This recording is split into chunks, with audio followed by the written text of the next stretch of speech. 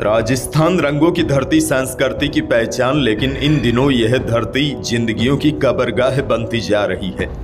एक हादसा थमता नहीं कि दूसरा हो जाता है। हर बार कुछ आंसू बहते हैं, कुछ फोटो वायरल होते हैं और फिर सब कुछ शांत हो जाता है।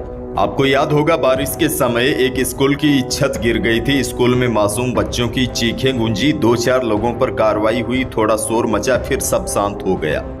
उसके बाद जैसलमेर की वो बस जिसमें आग लग गई थी, 29 जिंदगियां सदा के लिए रुक गई थी। प्रशासन जागा, मीटिंगें हुई, कुछ बसों पर कार्रवाई हुई, लेकिन अब मामला शांत करवाने की कोशिश की जा रही है।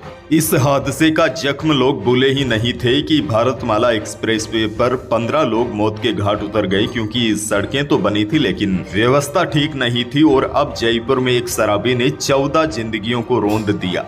14 परिवार हमेशा के लिए उजड़ गए। कई लोग तो ऐसे थे जो सड़कों पर पैदल ही चल रहे थे।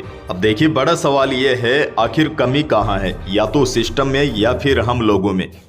ऐसा लग रहा है जैसे प्रदेश की सड़कें अब सुरक्षित नहीं है, कानून का कोई खौफ नजर नहीं आ रहा है। और देखिए, भ्रष्टाचार तो इतना है, चाहे आपको साइकिल भी चलाना नहीं आती हो, लेकिन आपको हेवी ड्राइविंग का लाइसेंस मिल जाएगा।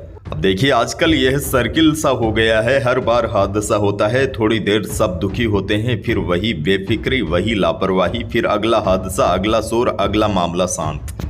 लेकिन सबसे बड़ा सवाल यह है, आखिरकार कब तक हम इंसानों की लाशों पर रिपोर्ट लिखते रहेंगे? कब तक कैमरे आंसू दिखाते रहेंगे? और कब तक जिम्मेदार लोग केवल बयान देके पल्ले झाड़ते रहेंगे? और देखिए, कहीं ना कहीं सच्चाई तो ये भी है, अब जिम्मेदार लोग केवल हादसे गिनते हैं, लेकिन इंसानियत खो चुके हैं। सड़कें बनती हैं मगर ईमान नहीं, ठेकेदार की जेब भरती है पर गड्ढे नहीं बढ़ते। पुल बनते हैं लेकिन नींव कमजोर रहती है, क्योंकि सिस्टम बिक चुका है और इंसानियत उसके नीचे दब गई है।